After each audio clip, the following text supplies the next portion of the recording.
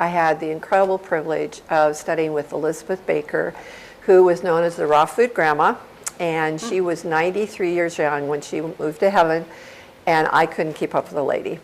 And I learned, because she ate so healthy. yes, yes. And she actually at 60 years old had 61 known diseases. And she was dying and the doctors couldn't do anything for her.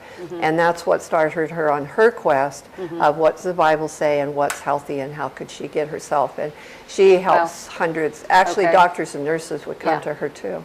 And I have this book, it's called The Maker's Diet. Absolutely, excellent. I love Jordan Rubin. Yeah. Yeah. And his story, it's been a while since I've read this book, but it's a really great read.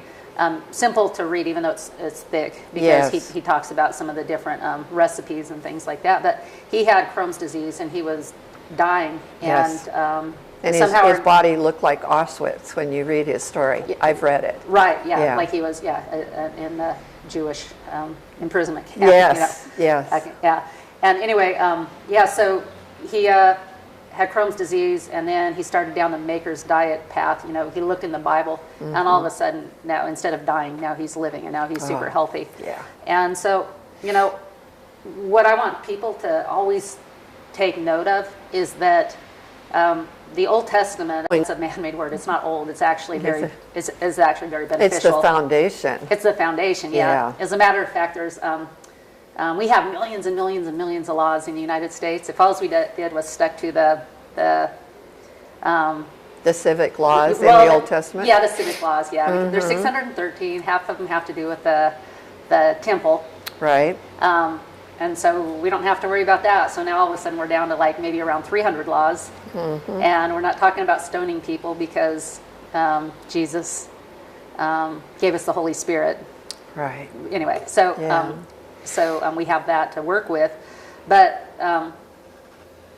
these laws would make our life so much easier. Yes. Including, now we're not saved by the law. No, at all. But it gives us a much nicer life. It gives us a better life. Yeah. Yeah. So I mean, pork. People love bacon. But bacon or pork is just horrible for you. It is. Because whether it's a pig or shellfish. Those are unclean foods in the scriptures. Well, the reason why they're unclean is because they were created to be scavengers, so they'll eat anything and everything. Right. And unlike a cow has 9 stomachs, so it can process the food. So the hamburger and meats can be fairly good for you if you eat it in right proportion. Right. But pork can never be good for you because it's the way that it's digested. So God put that for people's benefits, not to put them in bondage, but actually to bring their set body them free. Yeah. So it's the way we look at it. You know, the Bible is not bad. It's actually very helpful, very good. And the Holy Spirit is necessary to. Amen. You know, we don't want to be stringent on laws or anything like that and rules, but just know that these are beautiful. So yeah.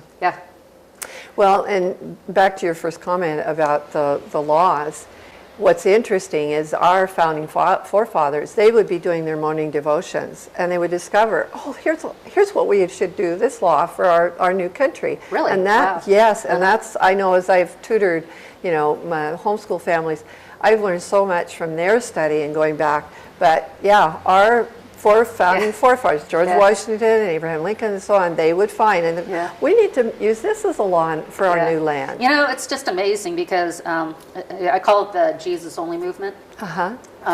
Something I heard about on the radio, when it started, I don't know, 10 years ago or maybe before that, but I noticed it about 10 or so years ago, where the focus was only on the New Testament.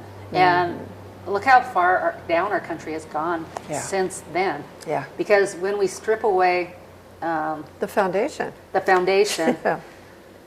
then it's all about people's interpretation, relativism. This Holy Spirit doesn't give us, it's not to make us relative, it's so God can be patient with us and help grow us and guide us. Yes. But relativism isn't scriptural. No, at all. Right. Yeah. Well, and you were mentioning too about the Corinthians. Well, in there is one of the verses about our bodies are the temple of the Holy Spirit. So we're a walking temple today. And if we want that light to glow through us, we need to put the living foods that he created, which that's part of the thing that I realized. Genesis chapter 1, the third day he created the food, the grass of the field and the herbs of the field, and then the fruit of the tree and the vine.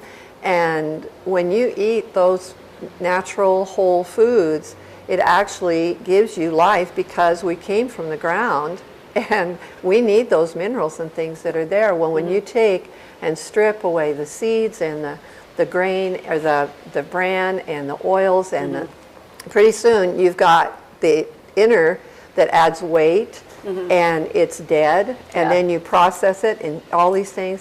Yeah, it's just, I mean, it's just logic. Yeah. Yeah. Yeah. Yeah.